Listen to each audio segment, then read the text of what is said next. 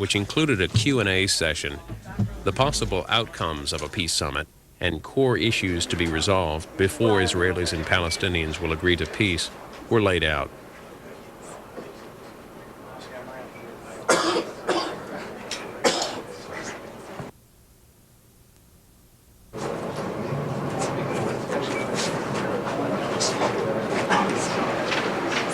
Good morning. Welcome to the Brookings Institution. I'm Richard Haas, the Vice President and Director of Foreign Policy Studies. With me today is Professor Shibli Telhami, who's both a non-resident senior fellow here at the Brookings Institution, as well as holding the Anwar Sadat Chair at the University of Maryland. As you know, our topic this morning is Camp David II. What we plan to do is speak about the summit that will be convened just outside Washington beginning Tuesday, July 11th, where President Clinton is going to host Yasser Arafat, the chairman of the Palestinian Authority, and Ehud Barak, the Prime Minister of Israel.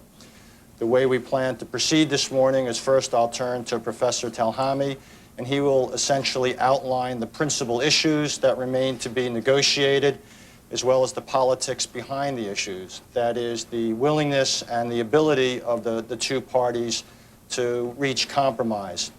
I will then speak again, in this case, on the dynamics of the summit, the possible outcomes, what I think will be the likely outcomes, its consequences, and my recommendations for the role of the United States. All of this, we expect, will take approximately 20 minutes, though estimation is dangerous in this game. And then we will reserve the bulk of our time for your questions. We'll have a microphone, and I'll only ask that you be relatively direct and identify yourselves. But first, let me turn to my colleague, Shibli Telhami.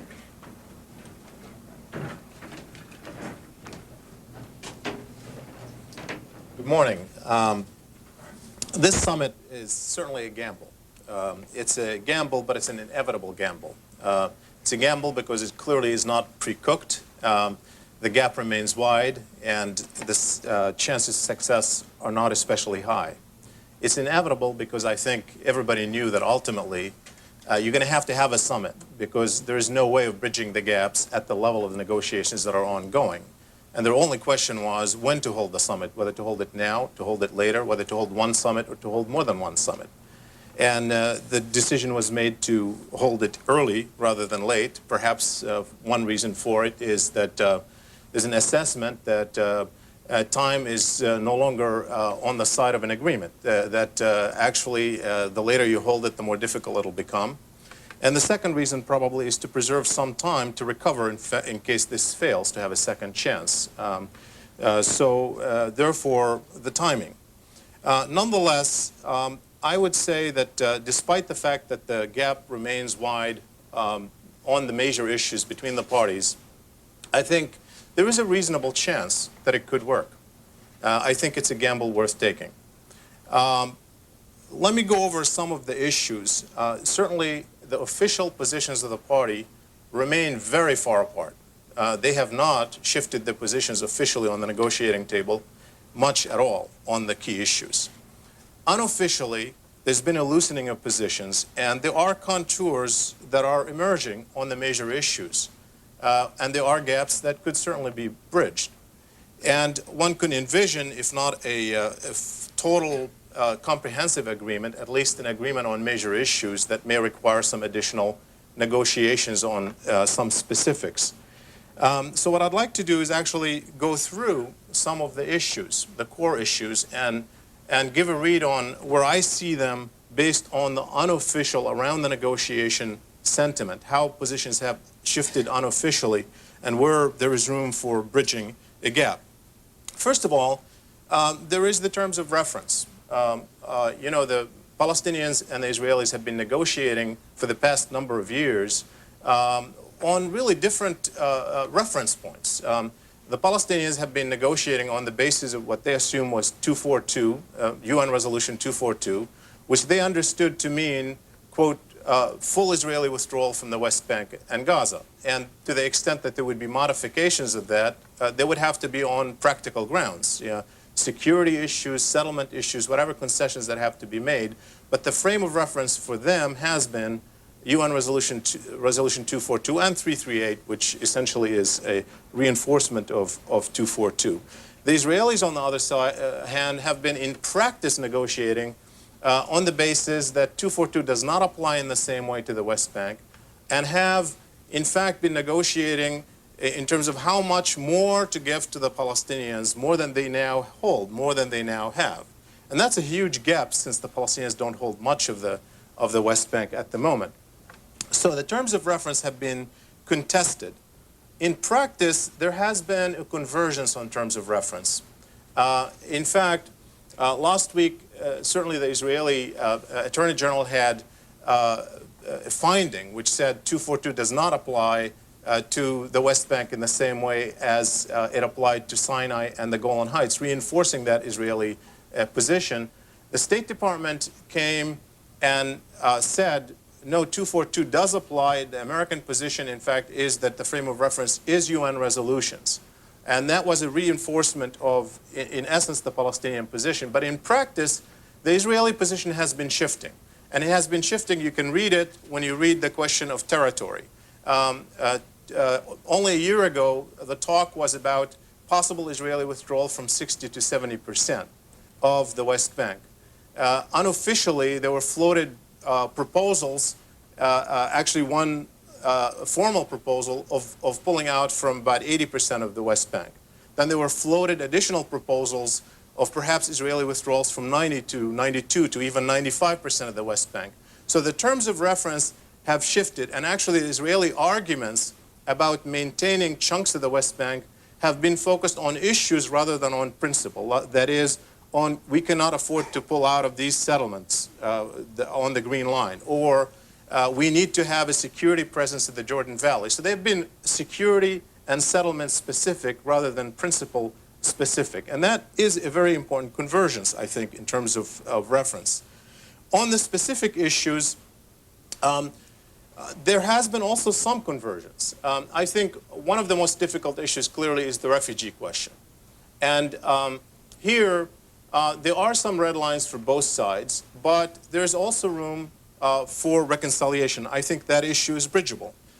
In particular, despite the fact that Palestinians are insisting to this day officially on the right of return, and which means in practice the return of all refugees to what is now Israel, in fact, there's no Israeli government that will accept that position. I mean, this would negate the idea of Israel.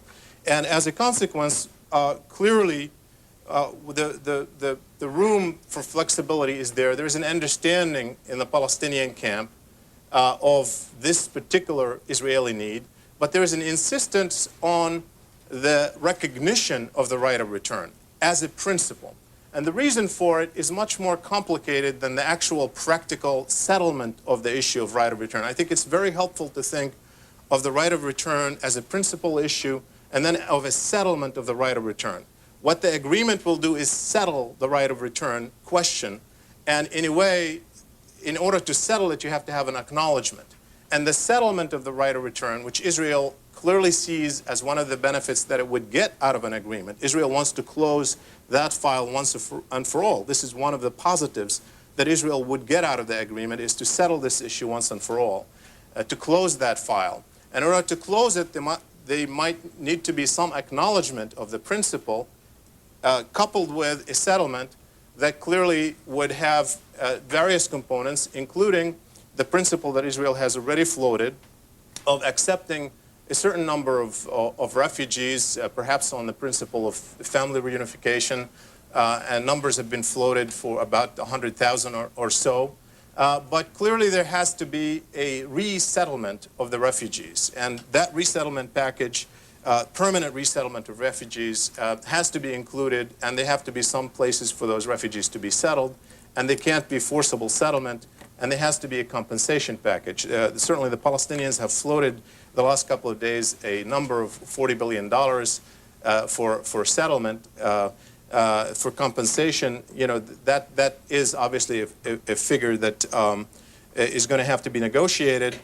There are, by the way, numbers that are already out there. The UN has done a lot of homework on documenting properties. There are 400,000 properties that are documented with actual valuations of properties at the UN. So it's not starting from scratch. There's already a stock of data available that makes assessment of properties.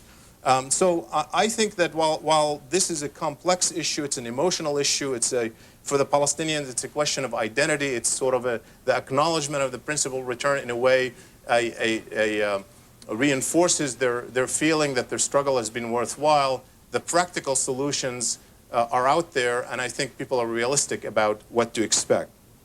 The question of Jewish settlements, clearly that is a huge issue, and perhaps, in my judgment, the most difficult issue, because it entails relocation of populations, and that is politically very, very complicated. And it's emotional for the Palestinians, it's emotional for the Israelis. I think, nonetheless, there is an emerging solution. Clearly, Israel expects that at least the major blocks of settlement along the Green Line would be annexed to Israel. And then you would be left with perhaps as many as 60,000 settlers scattered in other settlements that would be essentially inside a Palestinian state. Now, the real question is what happens to these? I think the question of annexation of settlements that are adjacent to the Green Line, certainly the Palestinians are open to it. They have put forth the idea of exchange of land because they want to negotiate on the basis of 242, and they put forth the idea of getting, quote, land of equal size and quality, perhaps to expand Gaza. That's going to be an issue to be negotiated. But the real question is what happens to the 60,000 settlers or so who would remain in the heart of a Palestinian state. There is a clear understanding that you can't have extraterritorial powers. That would be a prescription for disaster down the road. What do you do with that? And I think here you have a sense that there may be a solution by, not necessarily by forced relocation, but by giving most settlers the option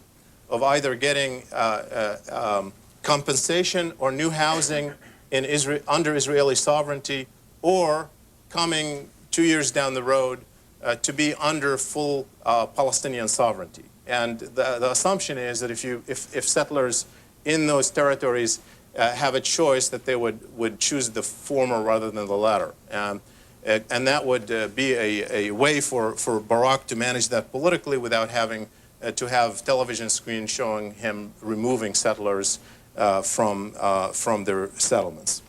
The question of Israeli security. Clearly, that is a big question for Israel. Barak has made his reputation on the basis that he is tough on security. That is, in fact, why he was elected. And as a consequence, he is going to need to show that Israeli security is actually enhanced rather than weakened by this particular package. And he's going about it actually in a number of ways, including one way of consolidating the strategic relation with the U.S. and getting something in as a side payment from the U.S. For Israel. But on the ground, the major issue for Israel is first demilitarization. That is, the Palestinians would not have a serious army in the Palestinian state. Number two, that they would not have the right to forge military alliances with other states without Israeli approval.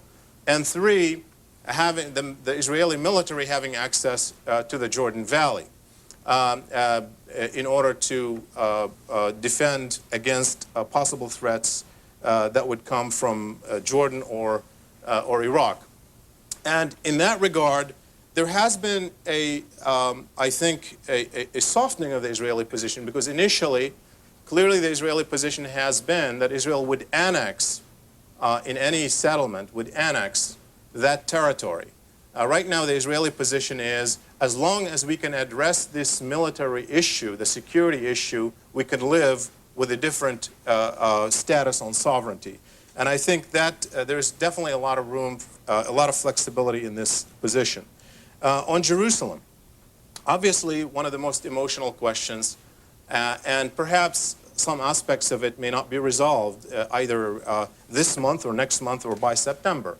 But nonetheless, despite the gap and some issues of principle that remain very, very difficult, particularly within the walled city. I think, for example, there are irreconcilable positions about the walled city of Jerusalem. I'm speaking of the 1 square kilometer where most of the holy sites are placed, where I think there is no major room for compromise, at least on the question of sovereignty. I do not envision that any Palestinian leader is in a position to accept full Israeli sovereignty over that part of the city, and I do not envision that any Israeli prime minister is willing to accept full Palestinian sovereignty over that part of the city. So that's an area that is going to be shady, it's going to have to be finessed, it's going to be very complicated. But beyond that, it is interesting to see that there has been a softening of both sides' positions on Jerusalem. In particular, up until really just a few months ago, in Israel, it was very hard to hear any voices speaking of any compromise on Jerusalem, that Jerusalem would remain unified under Israeli sovereignty. Today you hear voices that accept the notion of expanding Jerusalem, maintaining it as a unified city without borders, but given some control, not just functional control, of Palestinian neighborhood to the Palestinian states. The most interesting recent example of that is a statement by Yossi Katz, the member of the Knesset from Barak's bloc, 2 weeks ago in the conference on Palestine in Cairo. I have a copy of this with me, in which he floated the idea of giving the Palestinian state sovereignty over clearly Palestinian neighborhoods of Jerusalem in areas such as Beit Hanina and Silwan. So there is a vision that enables that already on the table. Obviously, I've only touched on some of the core issues that are very complicated and are going to be difficult. And just to say that while there is a gap, and an important gap, there has also been narrowing of that gap unofficially, much more than the official positions would reveal, and therefore there is a chance that they might reach an agreement on it. There are a number of very important issues that I didn't touch on, such as water, for example, which is going to be very complicated, very important to both sides. The details of the compensation package, of any compensation package, very complex. The actual demarcation of boundaries. You might talk about generalities and percentages, but bottom line is you're going to have to set boundaries. That's not going to be something that's going to be easy. Timing. All those sorts of issues are very complicated, and that's why it's unlikely that this agreement will be a comprehensive agreement in the sense of settling all the details. The most optimistic scenario would have it that there would be a major agreement on all the major issues, perhaps leaving a lot of details to be negotiated again, and perhaps coming back for another summit down the road. I was going to speak on the domestic political limitations on both Barak and Arafat. I'll leave that for questions and answers, so I'd allow Richard to speak for a little bit more. Thank you.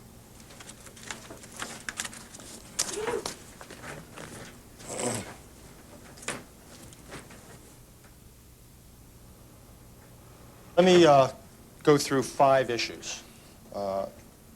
Why a summit now? Whether it's correct to convene it? What are the likely outcomes? What are the consequences of failure? And lastly, what the United States should and should not do. First, why a summit now? You've got 3 clocks that are ticking. And it's the ticking of these 3 clocks that essentially, I think, has led us to Camp David on Tuesday. The first is Mr. Barak's clock.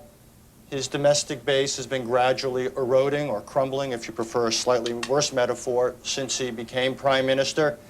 It is not just difficult, it is impossible to see how the simple passage of time will strengthen his domestic base. There are multiple fault lines in Israeli politics, and essentially whether it's the peace process fault line between hawks and doves, if you will, the secular religious fault line, or any other number of them, the combination of them is increasingly undermining Mr. Barak's capacity to govern. Time will not strengthen him. Secondly, it's the clock of September 13th.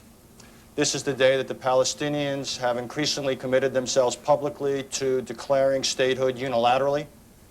And everyone is worried about it, including the Palestinians. And I'll get to this later, but the bottom line here is no one knows what will follow from a unilateral declaration of statehood by the Palestinians, but very few people, including Palestinians, are sanguine about the consequences. The feeling is that it's likely to set in motion a chain of events where everyone will be worse off. That is worrying not simply to the Palestinians, but to the Israelis and to the Americans. The third clock is Mr. Clinton's, and the fact that he is now in the last 16th, if my mathematics are correct, of his presidency. And we're right up against the conventions, then we're right up against the election. And if he is going to do anything in the Middle East in his remaining time, there is no time like next week. Secondly, is it correct, or was it correct to make the decision to convene Camp David II? I would give the answer yes, with one caveat, which is that if it does fail completely, it will likely add fuel to the fire come September 13th. That said, I think it's a risk worth taking, because right now we are on what you might call a drift towards crisis. Taking the risk, investing the time, seems to me more than worth it. Thirdly, what is likely to happen? I would say there's three possible outcomes. The first is success. And by success, I mean essentially resolving what has been the core dispute between Israel and the Arabs, which is the Israel-Palestinian dispute.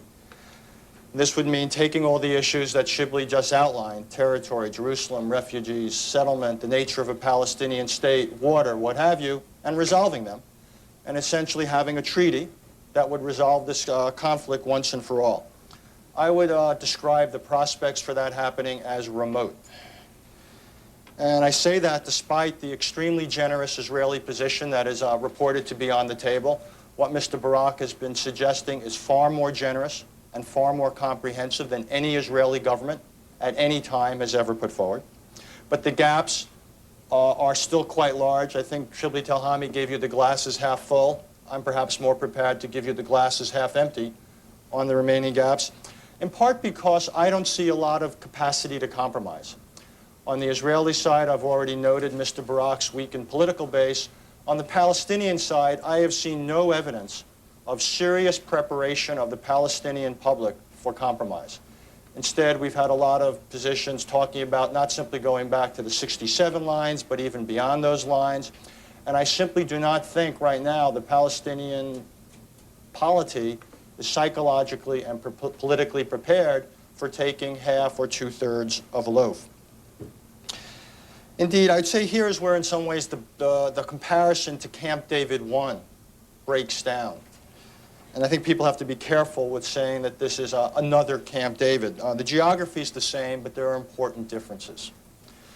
You've got much weaker leaders politically than you had at the time of Camp David. Mr. Arafat is not in the position, say, of President Sadat. Mr. Barak is not anything like as strong as Prime Minister Begin. You've also got tougher issues. At Camp David I, we were basically dealing with desert and strategic real estate, largely unpopulated, or the population density was very low. Very few settlements, very few settlers. Think of the difference here. We're dealing with territory that's close in, that's not just strategically important, but is theologically important, psychologically important. You're dealing with 200,000 settlers and over 100 settlements. You're dealing with the holiest places in Judaism, very holy places in Islam. Again, the differences, it seems to me, are fundamental. You're not talking about making a Palestinian entity whole. You are talking about making Egypt whole. Plus, here, you don't have an existing state you're negotiating with in the first place. What you're negotiating with is a Palestinian entity represented by a Palestinian authority, but not a government. For all these reasons, it's very hard for me, again, to see how an ambitious agenda could possibly be realized. I would even add to this the idea that if I'm wrong, and imagine that you could have everything agreed to on the issues, what each side, and in particular what the Palestinians would likely feel compelled to say in order to sell it to their own constituency, would probably make it that much more difficult for Mr. Barak to sell it to his. Because the Palestinians would likely feel compelled to say this is not the end of the game, but this is simply the first stage, because they had not realized all of what they wanted. And it's exactly that sort of rhetoric which would create even more problems for Mr. Barak, who obviously already has his hands full. What about the second option? The second option is what I would call a framework agreement. And what you might have here is the Israelis would agree in principle or conditionally to the creation of a Palestinian state, but with certain ceilings or limits on its capacities. You might have some greater Israeli territorial transfer. You would have an agreement by the Palestinians not to take unilateral action, essentially not to declare a state unilaterally on September 13th. What you would have, if you will, is a de facto new Oslo agreement that would essentially move this process along, provide enough progress and enough momentum and enough sense of optimism, so come September 13th, the Palestinians would not feel compelled to take unilateral action, which in turn could set in motion a tragic chain of events. This would not solve the Israeli-Palestinian dispute, but it would get us past the immediate point of September 13th, and it would essentially keep the process going, and it would give everybody enough in their pockets to face their own internal constituencies. The third possibility is a complete failure. And by that I mean you have people come to Camp David and leave with absolutely nothing to show for it. I would call that possible but unlikely. Indeed, of the three scenarios, I think the most likely by far is my second one, the idea of a framework agreement, something between complete resolution and abject failure. If, however, I'm wrong and there were abject failure, what would be the consequences? Here's how I see it unfolding. September 13th, you would have a growing momentum towards the sense of crisis. You would have heated rhetoric on the Palestinian side, all sorts of military contingency planning on the Israeli side. If you then had, as I think would be likely, a unilateral declaration of statehood by the Palestinians come September 13th, I think the Israeli government of the day would feel compelled to take unilateral actions of its own, beyond non-recognition, obviously, of the Palestinian state. I think this would include land annexation, perhaps closure of the territories. But what would quickly happen is there would be some areas of territory that would become contested. Essentially, the Palestinians would want that, they would say these are included in our new state. The Israelis would say, no way, we want to annex them or at least deny them to you.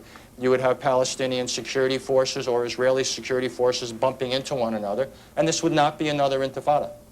You now have tens of thousands of Palestinian soldiers who are armed, and you would have firefights and essentially military skirmishes.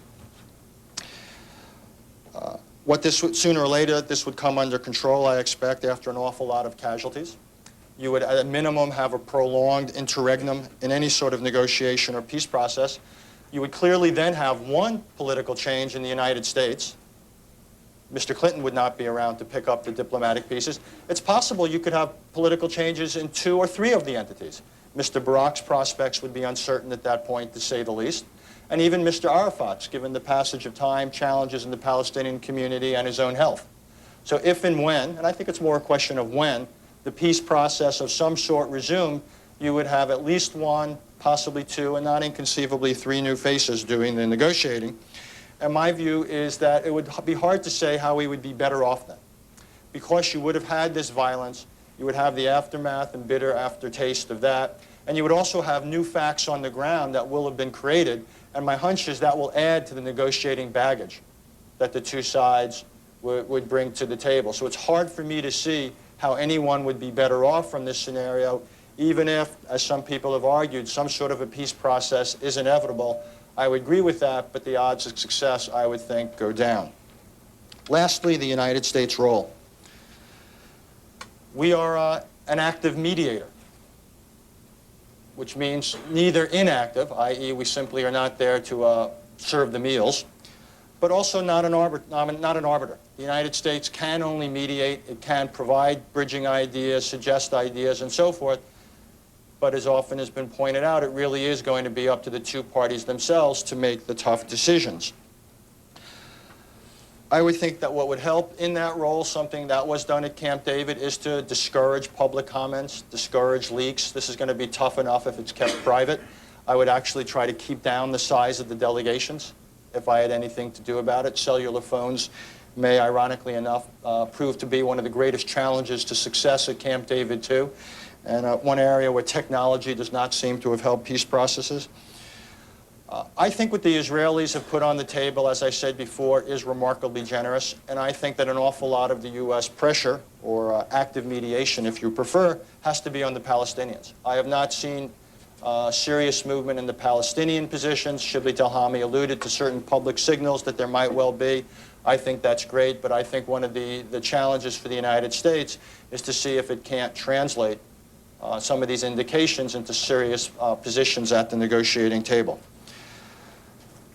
I would think that the strategic goal of the United States, though, is to avoid the third scenario I laid out, which is complete failure. And I think the key decision for Mr. Clinton and his lieutenants will be at what point to give up on the goal of complete success and to switch over to the more modest aim of a framework agreement. And sometime, whether it's after several days or a week, one looks at the schedule. Mr. Clinton's supposed to go off to Asia for the G8 meeting. One possibility is just before that, or maybe you take a break from the talks at that point in the latter part of July. But at some point, if it becomes clear, as I think it likely to, that you cannot get a comprehensive resolution of this crisis, then the United States has to basically start tabling and preparing its fallback position. And the fallback position ought to be a framework agreement that, again, allows us to live and negotiate rather than to live and fight another day. With that, let me end my remarks. We've got a microphone for your questions, and we ask only that you keep them fairly direct and identify yourselves. Barry? Thank you, Barry Schwab, Associated Press. This is the central point, but you, Richard, touched on it in a way. What do you think of the wisdom of Israel constantly negotiating publicly, constantly improving its offers? Last night, 2 advanced people laid out for a dozen American reporters some of the things you've been talking about before even getting a Palestinian. The Palestinians, although your colleague seems to think they have also been leaking or flagging concessions, it does seem to be essentially Israel in its usual mode of being very public, very verbal, and of course topping each offer before the previous offer is turned down. Is that a tactical error, or does it somehow work to Israel's benefit and convince the unconvinced that Israel means to be conciliatory? What do you make of it as an ex-diplomat or maybe a future diplomat? Thank you. Yes, that's I could punt and basically say, we'll know in about 10 days or 2 weeks likely if it was a good tactic, but that would be uncharacteristic of me, so I won't do it. I have questions about it. I think there is a time and a place to go public, particularly if you're at a point where you think either by going public you can pressure the other side into making compromises, or even if you don't think that will work, you can then, in the aftermath of a breakup, you can make sure the bulk of the criticism and the opprobrium falls on the other side. But I think the Israeli government needs to avoid a situation where it's essentially negotiating with itself, and it continually sweetens offers in the absence of anything forthcoming. Right now, the goal is not to get the Palestinians to Camp David. That's been accomplished. I would actually go, if you will, on radio silence at this point. I think the goal is to get the Palestinians, once they're at Camp David, to be more forthcoming. And I don't think at this point simply floating new ideas, which are still going to be short of what the Palestinians say it is they need, I don't see how this strengthens Mr. Barak's hand, particularly given his domestic politics at home. He has to be careful that he avoids a situation where everything he suggests is not enough for the Palestinians, but too much for his erstwhile coalition partners. Yeah, Barry, may I just say something on that? Because obviously, I agree with the point that the Palestinians have not, so far, done enough in terms of preparing the public. I mean, they have floated ideas. No question, they haven't done enough of it. I think they're gambling, and perhaps correctly, that once they have an agreement, they can sell it. Actually, public opinion in the Palestinian territories has been more supportive of the peace process, even when the situation has been absolutely awful on the ground. It's been consistent support for it. And after Oslo, despite the limitation, there was a lot of support. But on the Israeli side, I mean, the trick obviously is to balance between strengthening your negotiating hand and preparing your public for concessions. I mean, that's the issue. And clearly, the positions have moved very, very dramatically in the past few months, and the public has to be aware of it rather than be completely shocked. And I'm not sure what the answer to it is, but it's a delicate balance.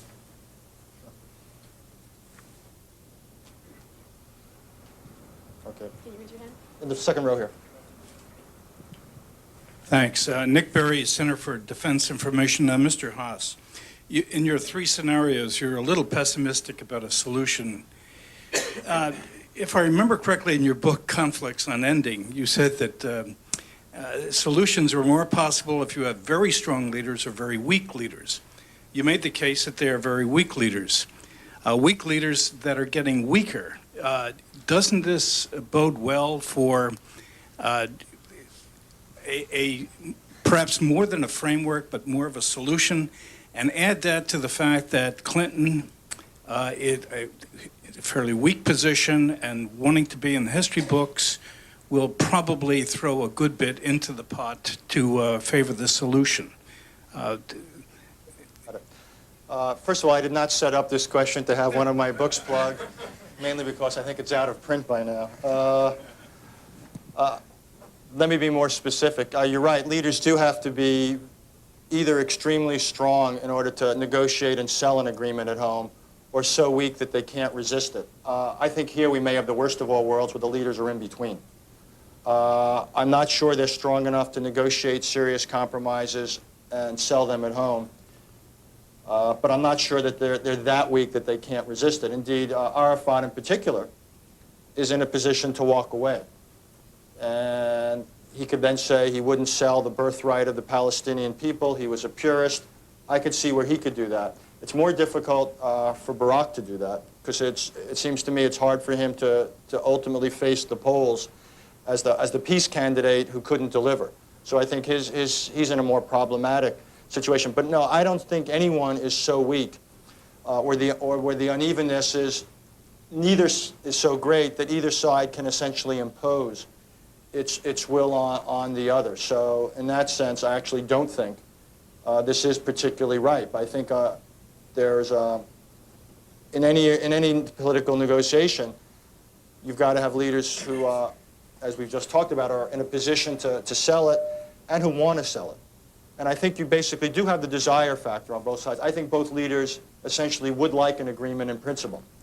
I don't think either leader favors the status quo, which is, say, different than you might have had, say, in the Syrian negotiation. But here, I really do have questions about the capacity to sell, and you may have that in-between situation again, where they're strong enough not to agree, but perhaps not strong enough to compromise. You know, I'm not sure, actually, I agree with that completely, in the sense that I think that they both badly need it. In fact, I think they badly need it more than Anwar Sadat and Menachem Begin needed it. In fact, Anwar Sadat expected failure, had prepared for failure, and Begin could have lived with failure as long as he preserved the relations with the U.S. In this case, yes, I think both leaders are weak.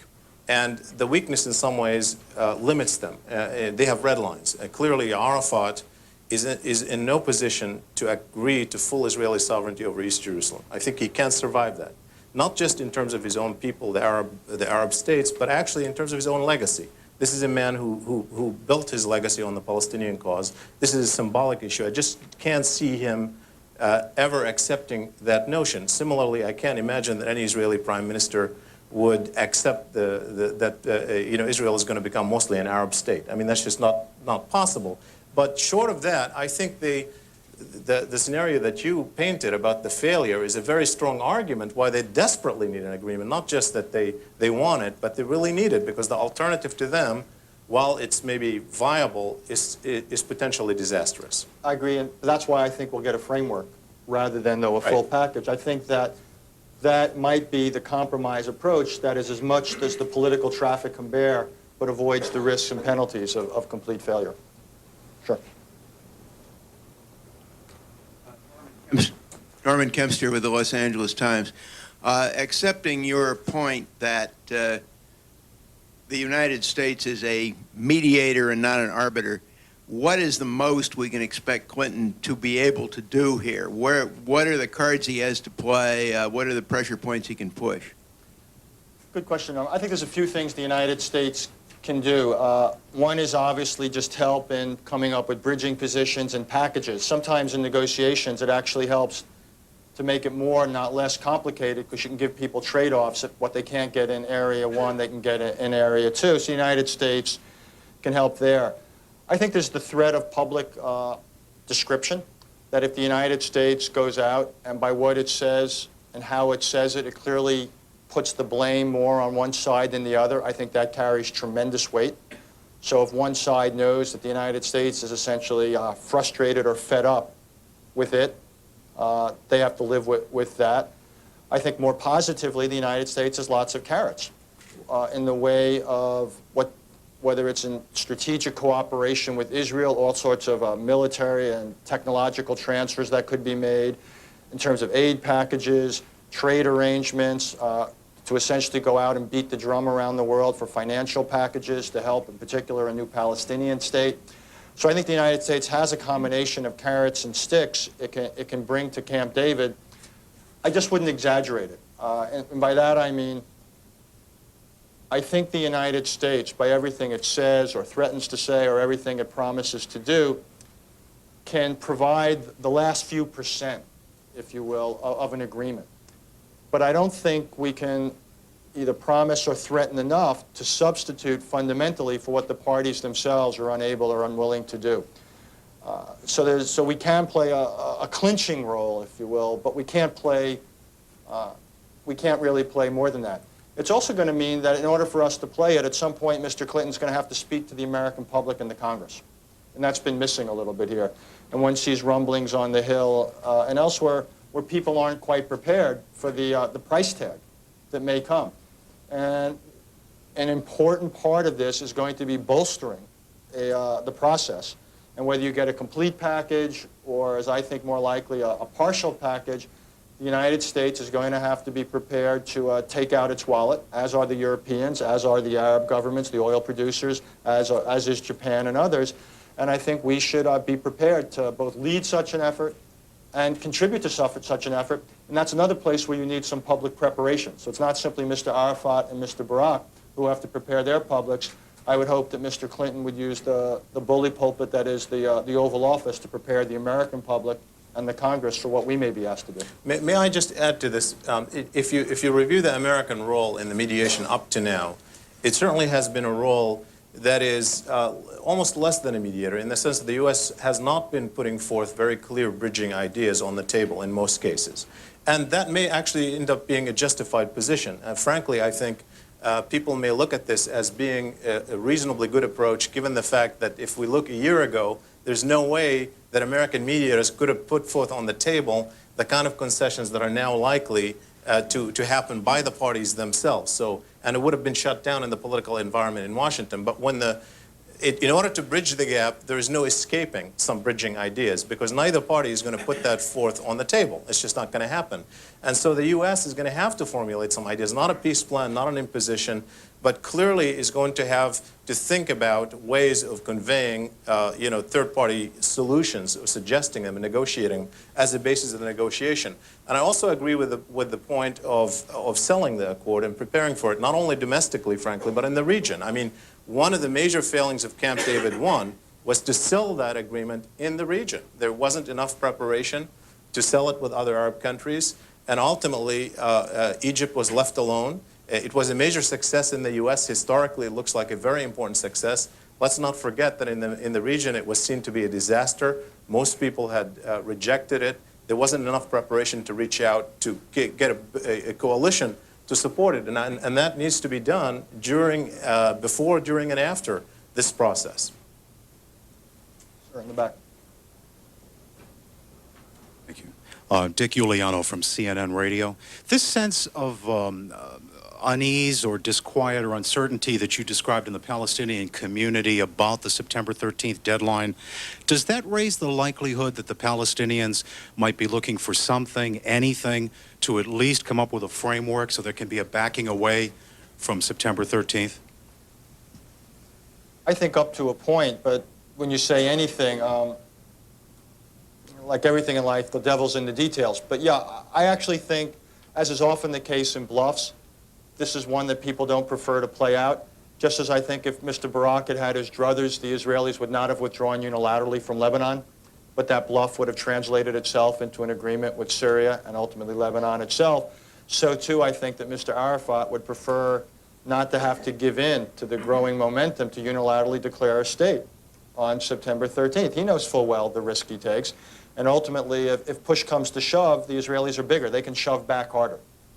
So my hunch is that as a result, he'd like to avoid it. And I could see him accepting an agreement that, for example, had another territorial transfer, that perhaps talked about the principle of Palestinian statehood and so forth. He would say all he needs at this point is enough to essentially find a way to back out of that corner and saying the process is promising and good enough.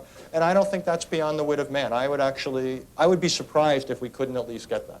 You know, on this question, there's no question that all parties, as Richard said, do not want the unilateral declaration. It's not in anybody's interest. It's sort of it's a threat. It's a serious threat. It probably would happen in an environment of no possible agreement on the horizon.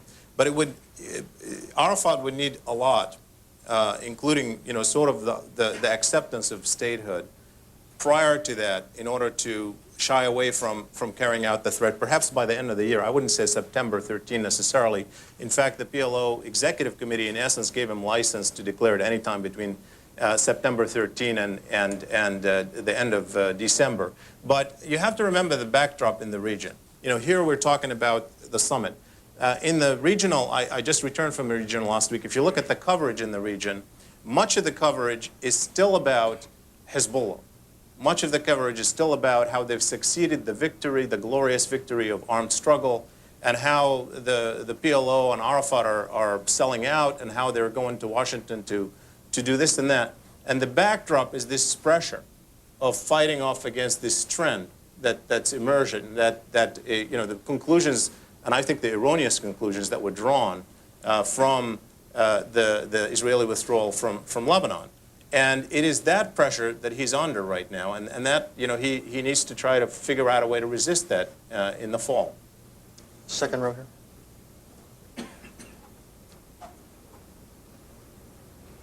Walt Barron with CQ. You talked about carrots that the United States could offer.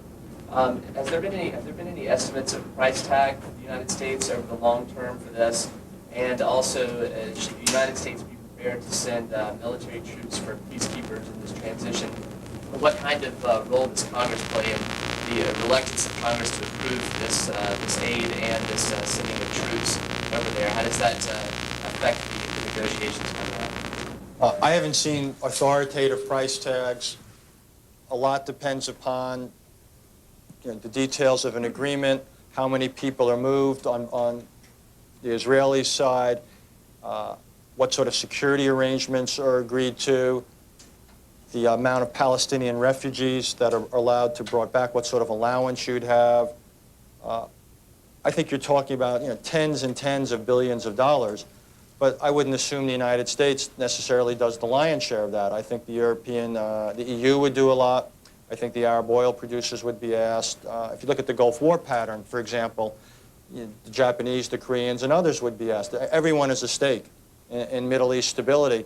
I think, though, there are some things the United States would uniquely do, which would in particular be certain types of military and intelligence transfers to the Israelis, so they felt that they had been compensated in the security realm adequately for what it was they were risking. I would not foresee peacekeepers in this type of an arrangement. This is not analogous to the Sinai or even the Golan, where you're essentially giving back territory to a state and you've got some sort of a buffer zone between it. The distances are too small. The Israelis and the Palestinians, if this is going to work, cannot depend upon international peacekeepers. It has got to work on its own merits. And they are going to have to work out cooperative arrangements, which indeed to some extent they have. There's already all forms of functional cooperation between Israeli and Palestinian police and security and intelligence officials. And this is not just going to have to be continued, it's going to have to be deepened. But I would think that there simply won't be call for some sort of an international presence, because you're not going to have large areas of empty space between Israelis and Palestinians as you have in the Sinai and as you would conceivably have, say, in an Israeli-Syrian agreement. Sure. Let me wait for the microphone. Rick Whittle with the Dallas Morning News. Why have the comments from the Palestinian side over the past couple of days been so pessimistic, predicting no chance for success, while the Israelis, as Barry noted, have been talking about concessions? Actually, the Israelis have also been pessimistic. I mean, Barak's assessment was a 50-50 chance. I don't call that optimistic. Today, actually, this morning, many within his own government were saying that they don't hold out much hope for success. Both sides have been pessimistic, but I remind you, that is the typical, the normal approach to a major negotiation. You don't want to raise expectations. If you listen to the rhetoric before the Camp David Accords, that's exactly the kind of rhetoric that you heard at Camp David I.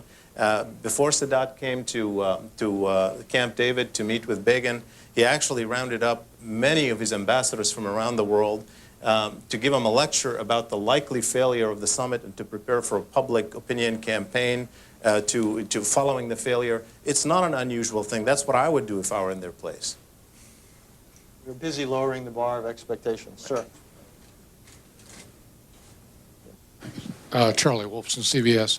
Shibli, it's perceived at least that Barak is much more anxious to be at Camp David II than Mr. Arafat. Is Mr. Arafat's stated reluctance to come tactical, or is it real? Well, it's a very interesting question, and I think it's probably both. I think Arafat would have preferred waiting till later for two reasons. One, because you know, he would have hoped that the gap would be narrowed a little bit more. I think everybody else would have hoped that, but also because it would be closer to his threat, the September 13th threat, because he sees that as a lever. And when you come to Camp David now, without that lever, there is a chance that there might be another agreement. You're reluctant to show all your cards, and so he wanted one summit to do it. I think he did get a number of things to happen in the past few weeks. One is he acted as though he was being very tough in the negotiations. You know, in fact, you know, the other side of not preparing his public is that he sounded as if he was really trying to hold out on the major issues. Then number two, he got this State Department statement last week reiterating the position that the negotiations are based on 242 and 338, which clearly is something that he badly wanted before he enters into this negotiation. That helped him come to the negotiating table. This has not, though, altered the impression, the very, very strong impression in the region, that all the pressure is going to come on him because he's the weaker party in the negotiations. I don't agree with that. I agree with Richard on that one, that he, in some ways, there are red lines he simply just cannot. He can walk away from, he would rather walk away from than accept. So I don't think it'll be an asymmetrical pressure system in those negotiations, but clearly he's got a weaker hand to negotiate with. Since Shibli just uncharacteristically agreed with me, let me take issue with something he said. I actually think Arafat has some reason to be worried. The Israelis, as I said before, have been, I think, extraordinarily generous. They have put forward some very positive positions. And I haven't seen anything on the Palestinian side. And as a result, I think Mr. Arafat has to expect that Mr. Clinton is going to say, okay, what are you prepared to do to make an agreement possible? Where are you prepared to come back from your stated positions? What are you prepared to give Barak so he could sign an agreement or sell it to his own public? Right now, Arafat has essentially been out there stating maximal positions. So I think he has every reason to expect to come under pressure, because he can't expect to come to Camp David and simply be given on a platter his stated preferences. That is not in the real world. So he had better expect to get some pressure, and if he's unwilling to meet the United States and Israel halfway, then I think he should expect the public and private criticism. Sure. Just wait for the... Don't mean to give you a workout here. Ignaz Staub, Swiss Daily Tagesanzeiger. A question for Mr. Telhami. What makes you so relatively optimistic that the question of refugees can be solved? If you go to, as I've recently done, if you go to Palestinian refugee camps in Lebanon, even in Jordan, you get sort of a different kind of reading on that topic. First of all, I didn't say optimistic. I said the gap has narrowed significantly. But I should say this is an incredibly emotional issue for Palestinians. And it is emotional not just because, people want to go back to their homes, but because it, in a way, is the raison d'etre of their struggle. I mean, when the refugee problem was created, the mobilization, the political mobilization, even before the idea of the state came up, was the right of return. This is why they remained in the refugee camps. It sort of explains to them why they put up with so much suffering for a half a century. They need an acknowledgement of that. They insist on an acknowledgement that they have a right of return. And they insist on the acceptance of responsibility for that. Now that's on the one hand, and I think that in some way has to be out there to handle this particular issue. This is a psychological issue, it's an emotional issue, it's a very important issue.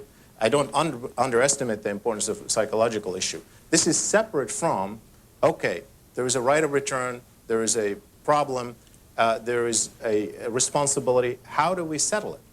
And the settlement of it, obviously, is going to have to take both sides' interests into account. That's the basis of the deal.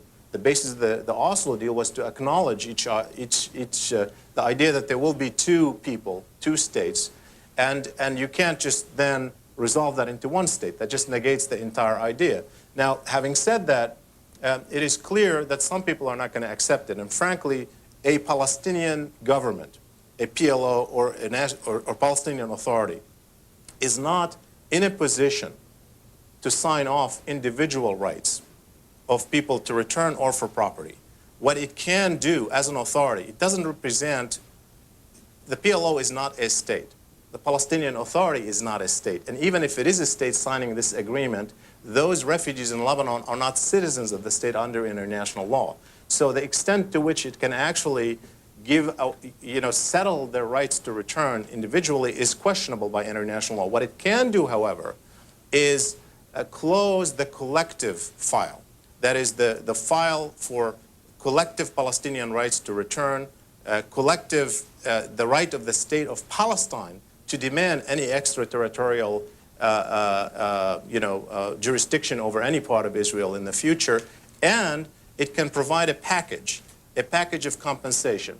Any refugee who wants to buy into the package would agree that that buying into the package is a settlement of their right of return. It's not, you don't give up a right.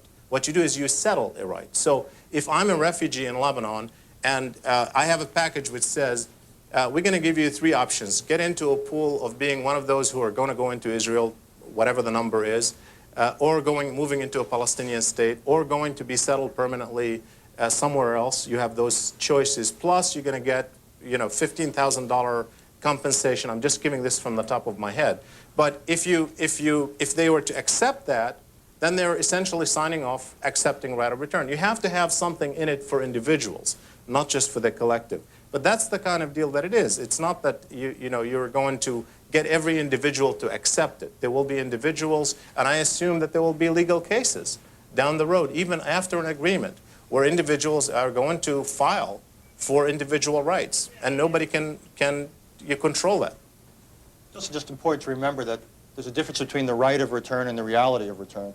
And the economic absorptive capacity of any Palestinian state will be far less than the potential number of people who could come back if everyone actually exercised this right.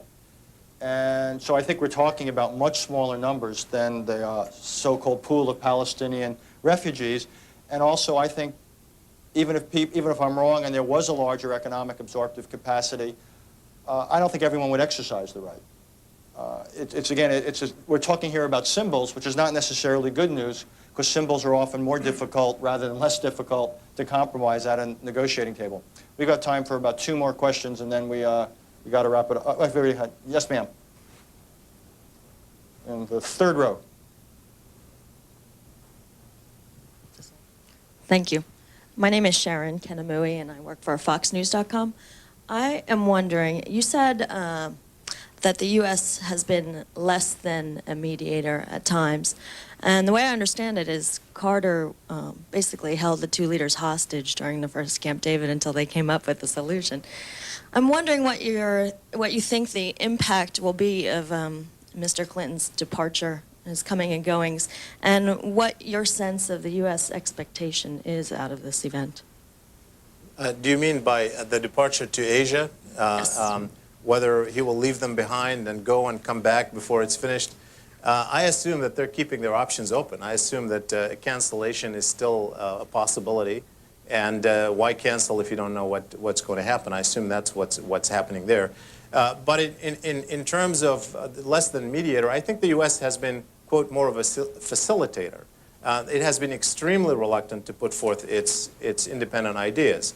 And I said there were times that when that was very justified, actually. But right now, you can't do that. You can't bridge this kind of gap without putting forth ideas.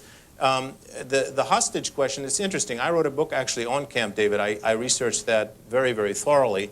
And very clearly, the timing of the Camp David was very important. The pressure, the isolation created a certain sentiment that propelled them toward movement. But during Camp David, there were times, during Camp David 1, that is, there were times when both leaders were about to depart, and particularly Sadat. And there, I think, Carter used his bilateral leverage very effectively. It is, in a way, as Richard said, it's really sort of a mistake to make too much of a comparison, because it's a very, very different situation. In that case, Egypt and Israel came to Camp David, focused more on preserving their strategic relations with the U.S. than on reaching an agreement with each other. And Carter understood that that was a most important leverage that he had in playing them against each other. In this case, there is no such thing. There is no possible competition for a strategic coalition. I think, Clinton has his own incentives why he wants a deal, and largely a personal one, but ultimately could afford to walk away from it. And I think that it's a very, very different structure. We got, yes, sir. Third row. Wait for them. Freelancer from Bethesda, Maryland. And the settlement, both for the refugee and settler, are very complex and expensive. If U.S. is the so-called active mediator, and also we have heard that the question what U.S. can offer. Is Clinton able and willing to foot the bill both as a principal contributor and also hand out a head? And also, he needs to have a framework to do how to do the settlement. I think if there's progress at Camp David 2, I think that will put the United States and Mr. Clinton in a position where they can effectively campaign domestically and internationally for the necessary support. And indeed, having convened this summit, that is implicit in that you will then follow it up with whatever is necessary. And my own view is if there is progress, particularly if there's a lot of progress, that will create opportunities and possibilities that may not be so obvious now. Certain people who seem to be reluctant or resistant to funding or otherwise supporting a peace process, I do not believe will continue to be reluctant or resistant if indeed there is progress. No one will want to be held accountable for seeming to pull the rug out from under a significant accomplishment. So quite honestly, I don't take all that seriously. The complaints or criticisms or statements that are being made which suggest that Mr. Clinton will have trouble raising the necessary funds either domestically or internationally. If this thing really goes well, and in a sense if my skepticism proves unfounded, I think that will give Mr. Clinton all the ammunition he needs. Whether he, coming to your second question as I understood it, whether he in fact has a framework, I would be surprised at this point, particularly a fallback framework. I think that's the sort of thing that'll emerge from the negotiations and consultations up at Camp David. They'll get a sense of what the parties can agree to, what is necessary to get us past September 13th, and so forth. This will be an act in progress. We've got time for one last question. The gentleman behind you. Sir. Why don't you just wait 10 seconds? Here we go. Miles Pomper from Congressional Quarterly. Following up a little bit on that, in terms of the Hill, how much resistance do you see to the aid package because of the controversy over Falcon And also, is there any, in terms of the last few years, there's been a lot of linkage between parties in Israel and parties in the United States, Likud and the Republicans, Labor Party and the Democrats. And the Republicans, when the Y River settlement came out, were fairly reluctant to fund that because they saw it as a political opportunism on Clinton's part ahead of the midterm elections. Do you see that as a problem for this, if there's a package here, especially if it's not comprehensive, if it's just a framework agreement that still demands money? A couple of good questions. I think there's a fundamental difference between Camp David II and the Y, which is that you've got a Labor prime minister or someone of that orientation, in the case of Barak, who is essentially doing the running and the pushing for a peace agreement, as opposed to at Y when one had a Likud prime minister, Mr. Netanyahu, who was clearly, shall we say, a reluctant peacemaker. And you had much more the image of American arm twisting at Y than I think you'll have at Camp David over the next few weeks. So if the Israeli prime minister enthusiastically embraces what emerges, and he essentially blesses the agreement, then I think that takes care of a lot of your political resistance or problems on the Hill. The question of the Falcon, for those of you not up on it, the question of Israeli transfers of certain AWACS-like technology to China, yeah, I think that is a cloud that will complicate the administration efforts, and it's still not clear to me that Israel will necessarily go through with that. I think that it can expect to come under growing pressure, and I think that's not a done deal, if you will, on the Hill, because I think there is genuine and widespread pressure that truly troubles the friends of Israel, and not just others. And I think there was another part of your question, but I've probably lost it in that tangle.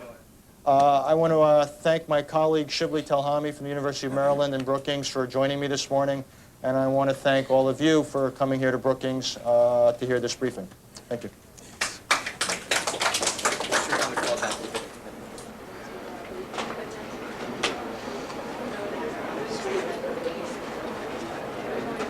Should I bring Julian upstairs later? Or would she tell me what she's